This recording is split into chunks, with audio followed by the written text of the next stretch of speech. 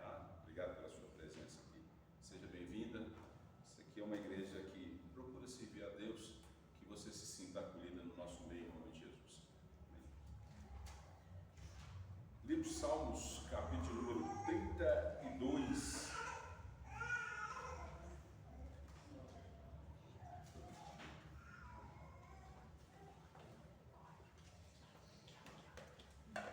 Conheceu o nosso novo membro Natan, não, Rosa? O nosso novo membro da igreja, Natan? Não. Membro, você vai ver. No final do curso você vai ver. Natan? É, o Natan. Profeta. É um guardiguinho.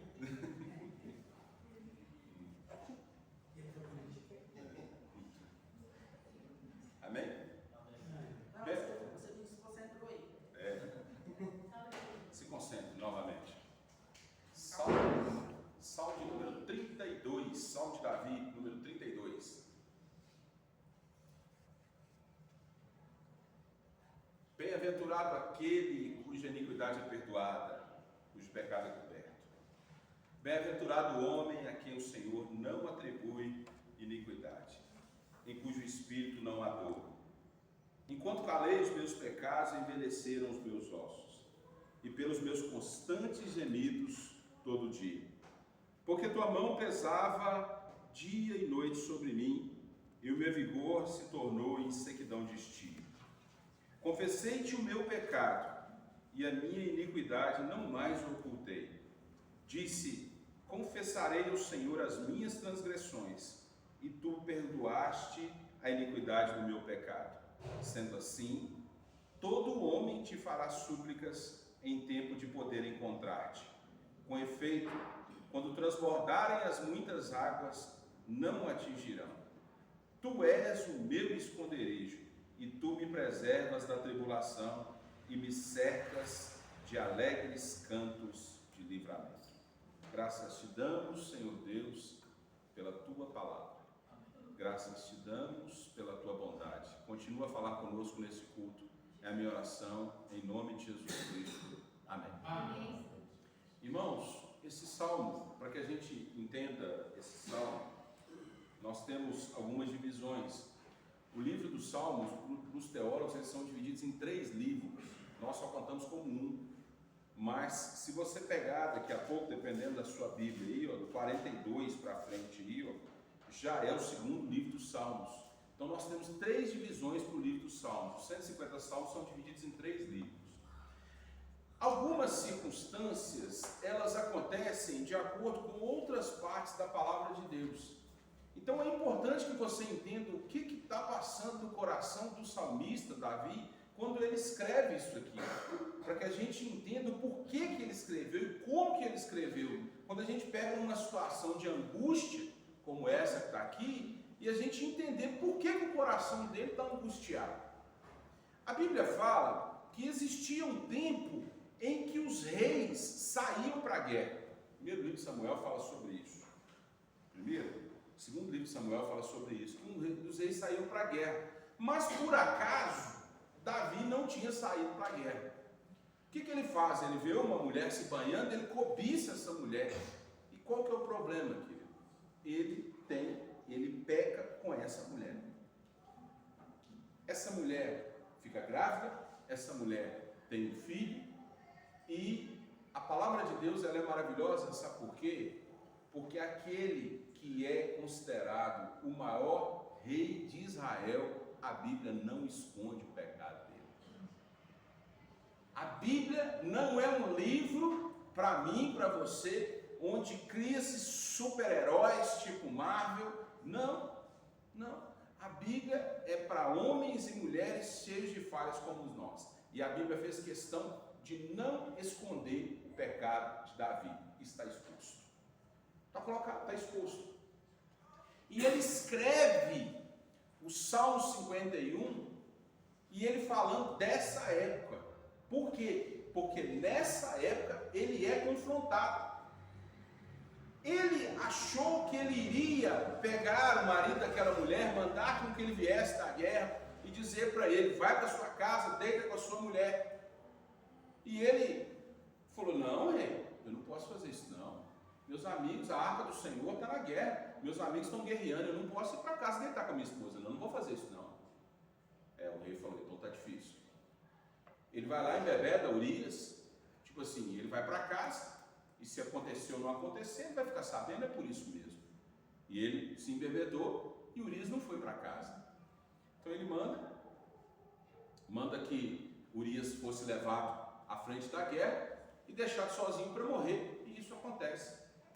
E ele se compadece da viúva, ele se casa com a viúva, com o nome Batseba, e acha que a vida corre normal. Só que nós precisamos entender, querido, nada fica oculto aos olhos do Senhor. Mesmo sendo rei, mesmo tendo todo o poder, Deus estava observando todas estas coisas e estava vendo. E por acaso envia para ele um profeta. Qual o nome do profeta? Natan. Natan vai conversar com o profeta e chega para ele, vai conversar com o rei e fala com ele: rei, como é que o senhor está? O senhor está bem? Estou bem. Tenho uma história para contar para o senhor. Qual a história? Ele falou: tinha um homem que tinha uma ovelha, uma cordeirinha, e ele se deitava com ela, e ele abraçava ela, e ele ficava, e ele acarinhava essa ovelha. E teve um outro homem que tinha várias outras ovelhas, e tinha várias coisas, e ele pega essa ovelha desse homem, a única que ele tinha, a querida, a amada, e ele pega essa ovelha e mata essa ovelha e toma para ele. E o que o senhor acha que precisa acontecer com um homem desse, ó rei? E o rei Davi falou, se enche de ira, não pensando na sua vida, e diz assim: tão certo como vive o Senhor, esse homem deve morrer. Natan olha, penso, a Bíblia não diz isso, mas eu imagino que Natan olha nos olhos dele e diz para ele assim: esse homem é o Senhor. O Senhor fez isso. O Senhor matou Urias. O Senhor tomou a mulher de Urias. Imagina que Davi naquele momento deve ter ficado pensado assim: só Deus poderia ter contado essa história para ele. E ele quebrando o seu coração. E ele entende que ele não mais poderia continuar ocultando o pecado. Então, é nesse período entre o confrontamento de Natan, quando Natan confronta ele, e o arrependimento, entre o cometimento do pecado, primeiro de adultério, depois de assassinato, e o período de confrontamento do profeta Natan, que Davi escreve esse salmo. Esse salmo, na verdade, ele escreve depois, mas esse fato acontece no Salmo 32, aqui. É interessante a gente observar que nós temos apenas 3 salmos que conversam com a palavra, que começam com a frase bem-aventurado. Salmo 1, Salmo 32 e Salmo 41. E esse salmo ele começa dizendo aqui: cuja iniquidade é perdoada. Nós temos a tendência de analisar as duas coisas e colocar pecado com iniquidade. Iniquidade é a constância de pecado. Pecado é o fato acontecido, errou, aconteceu, pecou. Pecado é quando a pessoa tem a constância de pecado, ela tem conhecimento que aquilo é pecado e ela permanece no pecado. Entendeu a diferença agora de iniquidade? Davi diz assim no Salmo 51: em pecado me concebeu minha mãe e em iniquidade fui. Ele faz a diferenciação das duas coisas. Então, iniquidade é uma coisa, pecado é outra coisa. É como se pecado fosse pecado, que aquilo já entende, que é quebrar a lei de Deus, e iniquidade é a constância em quebrar a lei de Deus. A permanência em quebrar, consciente de quebrar a lei de Deus. E ele vai dizer assim, que esse homem ele é mais do que feliz quando essa iniquidade ela é perdoada. Irmãos, sabe qual é o nosso problema com o pecado? E a gente precisa pensar nisso. É que o nosso pecado, ele é uma conta de que nós somos devedores e que, qual detalhe, nós não temos condição de pagar. Nós não temos condição de pagar. Já teve gente que virou para mim uma vez e falou assim: pastor, eu não sei que mais pecado eu preciso pagar. Eu falei: desde quando você pagou o pecado? A gente não tem condição de pagar pecado, irmãos. Como é que você vai pagar? Ezequiel fala, Ezequiel 28, se não me engano, fala que a alma que pecar, essa morrerá. Você já morreu? Se você não morreu, você não pagou. Você merece. Quem peca morre. Percebe? Então, como que esse pecado, como é que essa iniquidade, que é uma constância de erros da lei de Deus, ela é perdoada? Somente através do sacrifício de Jesus Cristo. Não tem outro caminho. Jesus diz assim: eu sou o caminho, a verdade, a vida. Então, sempre colocado no singular. Artigo definido singular. Não existe. Jesus não é um caminho. Ah, Deus está em todos os lugares. Todas as religiões buscam a Deus. Não é assim que funciona, meu irmão. Não é assim que funciona. Se eu descer aqui para essa praça e qualquer ônibus que eu pegar na Praça do Rosário vai me deixar em Divinópolis, não vai? Sim ou não? Não. Então como é que todos os caminhos vão levar a Deus? Percebe? Se eu não direcionar corretamente a minha vida, eu vou ter um problema. E o único caminho para que a minha iniquidade seja perdoada, para que eu seja bem-aventurado, como a Bíblia diz, mais do que feliz, é através de Jesus Cristo. E como Deus não pode cobrar o pecado duplamente, Ele já se satisfez dela em Jesus Cristo. Ele é o mesmo Deus que pensava a mesma coisa no Antigo Testamento, na época da lei, e agora na época da graça, Ele continua pensando a mesma coisa. Pastor, então por que as pessoas não são apedrejadas como eram no Antigo Testamento? É porque agora Ele tem o sacrifício de Jesus Cristo entre nós e eles. Por isso é que Paulo vai dizer em Coríntios 15, lá no finalzinho: graças a Deus por nosso Senhor Jesus Cristo.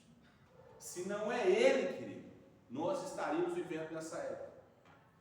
E esse pecado, ele foi perdoado, essa iniquidade foi perdoada, e o pecado foi coberto pelo sangue do Cordeiro, que era a figura do Antigo Testamento. Versículo 2: bem-aventurado o homem a quem o Senhor não atribui iniquidade, e em cujo espírito não há dolo. Nós deixamos de pecar, queridos? Então como é que o Senhor não vai atribuir iniquidade a nós, não? Percebe a eficácia do sacrifício de Jesus Cristo, irmãos? Percebe o quanto isso é poderoso, o quanto isso é valioso? Percebe como as coisas da vida, o caminho do mundo espiritual, ele sempre vai nos levar para longe de Jesus Cristo? Porque o que há de mais poderoso, o que há de mais rico e mais firme, é de fato a presença de nosso Senhor Jesus Cristo. E é só através dele. Como é que Deus não vai atribuir, se eu continuo pecando? Eu reconheci Jesus Cristo como meu Senhor, como meu Salvador, mas mesmo assim, todo santo dia eu peco. Como é que a gente vive com uma situação dessa? Mesmo assim, eu peco. Mas a Bíblia diz que no Espírito não há dolo. Essa palavra aqui a gente tem no Código de Processo Penal. Nós podemos ter dois assassinatos. Para a gente ter uma ideia do que é dolo. Um assassinato, por exemplo, uma pessoa pode cometer um crime e não ser doloso, não ter intenção. Ele pode, por exemplo, estar dirigindo uma estrada, uma pessoa distraída atravessa a rodovia, atropelou essa pessoa veio a óbito. Que tipo de homicídio é esse? Que tipo de assassinato é esse? Um assassinato culposo, sem a intenção de causar dolo.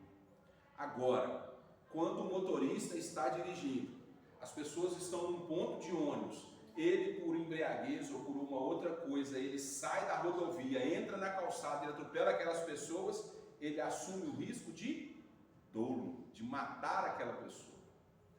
Percebe então, querido, que a Bíblia está dizendo aqui que esse espírito que é perdoado por Jesus Cristo, esse pecado que é coberto, essa iniquidade que é retirada, ela está aqui colocada para nós, que Deus não vai nos atribuir. Por quê? Porque Deus não pode cobrar de nós um pecado que Ele já cobrou em Cristo Jesus. Todas as vezes que você se vê distante de Jesus Cristo, observe, toda a religião que te leva para longe de Deus, ela diminui o sacrifício de Cristo. Como é que você sabe que uma religião é de Deus ou se ela não é? Quando ela te leva para longe de Cristo. Exemplo. Espiritismo. Pastor, como que o Espiritismo me leva para longe de Deus? O Espiritismo me leva para longe de Deus de que maneira? Eu não vou para o céu. Eu vou viver numa terra perfeita. Por que eu vou viver numa terra perfeita? Essa terra perfeita, ela vai existir a partir do momento em que os homens, eles vão morrendo, vão reencarnando, vão melhorando e vão reencarnando até parar de pecar, parar de ter problema e vivermos num mundo perfeito. Aí tem um filme que o nome dele é Nosso Lar.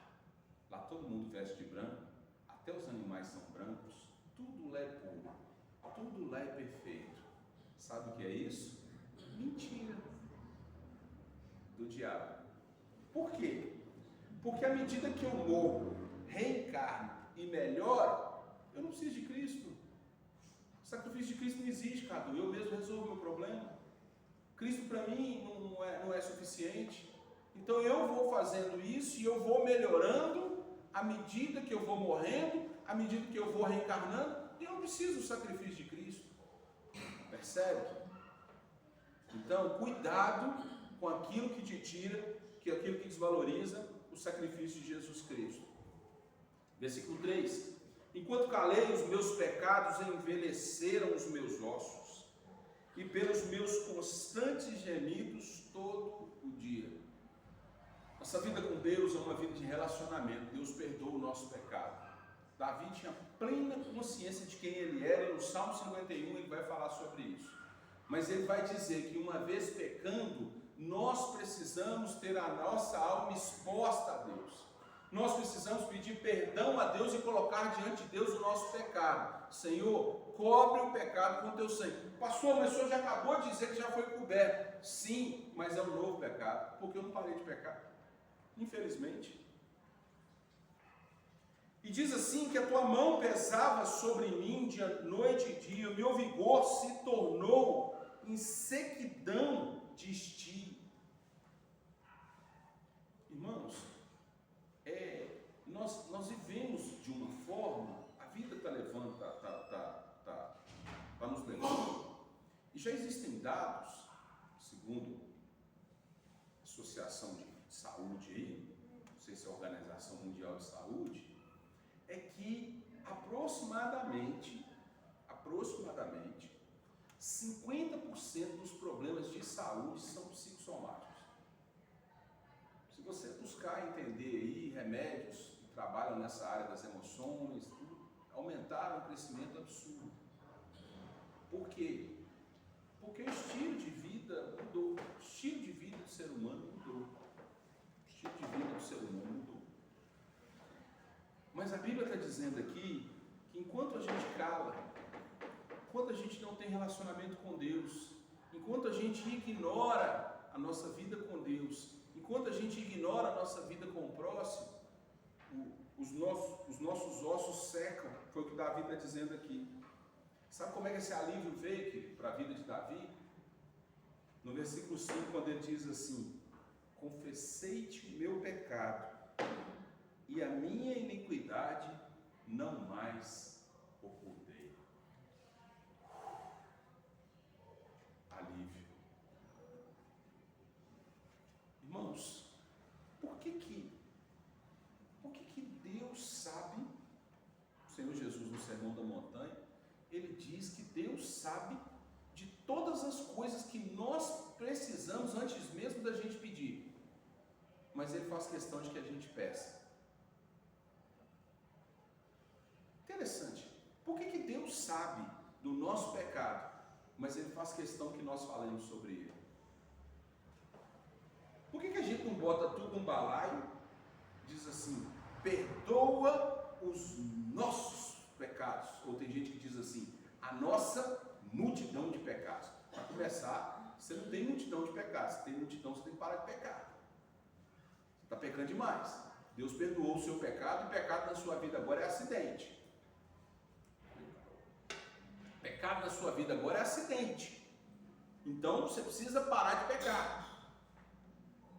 Mas diz a palavra de Deus que na hora que Davi confessou o pecado, e a iniquidade não mais ocultou, disse, confessarei ao Senhor as minhas transgressões, e tu perdoastes a iniquidade do meu pecado.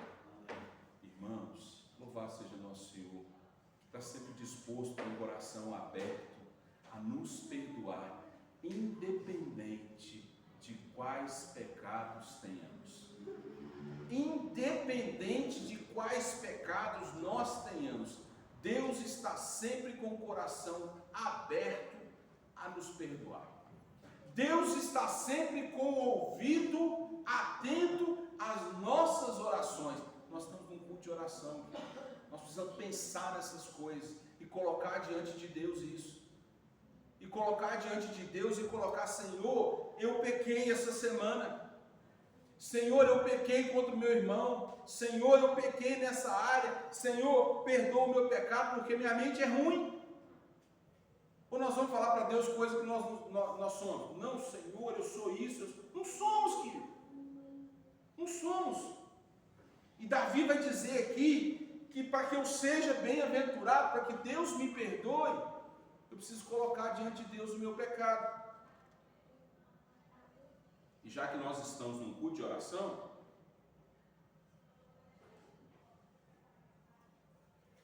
ele vai dizer assim, sendo assim, versículo 6, todo homem piedoso te fará súplicas em tempo de poder encontrar-te. Com efeito, quando transbordarem as muitas águas, não atingirão. Juninho, a palavra de Deus está dizendo aqui que todos os momentos difíceis da sua vida você vai orar a Deus e Ele vai te ouvir. Sabe o que é mais interessante? É porque Ele está dizendo assim, Ele vai dizer assim, em todas, com efeito, quando transbordarem as muitas águas, elas não atingirão. Cadu, não é se transbordarem as muitas águas, é quando transbordarem, que a Bíblia está dizendo. Sabe o que eu aprendo com isso aqui, Rose? É que todos nós vamos ter momentos difíceis na nossa vida, independente de que época ou circunstância da nossa vida. Todos nós vamos ter momentos difíceis e de dificuldades na nossa vida. Mas a Bíblia está dizendo que quando eu não oculto o meu pecado, quando eu me coloco diante de Deus, Ele vai ouvir o meu clamor, Ele vai se deixar, Ele vai ouvir, Ele te falar assim, todo homem piedoso te fará súplicas em tempo de poder encontrar-te. Louvado seja Deus, a melhor coisa que tem no momento de dificuldade, no momento de alívio, você poder encontrar um. Gostaria que você pensasse na sua mente agora e que você se imaginasse num grande lago e que você por um momento estivesse afogando. Você começa a afogar e você precisa manter a calma, mas você não mantém calma. E você se coloca agora e você começa a debater e começa a faltar o ar,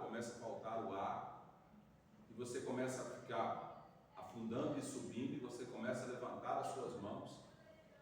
E neste momento, um braço forte, uma mão poderosa te segura e te mantém fora da água. É isso que Davi está falando. Quando você fizer súplicas, Deus se deixará ser encontrado. Nesse momento de desespero, nesse momento de dificuldade, nesse momento de angústia, nesse momento de ser lembrado, todo homem te fará súplicas em tempo de poder encontrar-te. Querido, que coisa boa. Nós não estamos num lugar onde nós estamos aqui jogando palavras ao vento, onde nós estamos aqui colocando teorias filosóficas. Não, nós estamos falando num culto de oração, sabendo que o nosso Deus está nos ouvindo. Louvado seja Deus por isso. E amanhã, quando tivermos a resposta da nossa oração, e a gente vai poder louvar a Deus e dizer assim: foi a oração que eu fiz e Deus me deixou encontrar nesse momento de angústia. Versículo 7: Tu és o meu esconderijo e tu me preservas da tribulação, tu me cercas com alegres cantos de livramento. Lembra do momento difícil? Lembra da dificuldade da vida? Lembra da iniquidade perdoada? Agora são alegres cantos de livramento. Louvado seja Deus, porque nós podemos estar diante do nosso Deus, louvando, exaltando e glorificando o nome dele, sabendo que ele está nos ouvindo. Sabe por quê? Porque ele ouviu um homem que tinha todos os predicados, todos os adjetivos pejorativos de ser ruim, mas Deus fez grandes coisas na vida dele. E se Deus fez na vida de Davi, ele pode fazer na minha e na sua vida. Amém? Louvado seja o teu nome, Senhor Jesus Cristo. Graças te damos por essa noite. Graças te damos pela tua bondade, graça e fidelidade. Graças te damos porque o teu Espírito Santo fala com cada um de nós. Que esse dia, meu Deus querido, seja um dia marcante na nossa vida. Seja um dia onde nós vamos crer com mais intensidade na tua palavra. É a minha oração que eu faço ao Senhor, com o coração grato a ti, e a faço em nome de nosso Senhor Jesus Cristo. Amém. Amém. Que Deus te abençoe. E assim como Ele te trouxe em paz, que Ele te leve em paz e debaixo da bênção.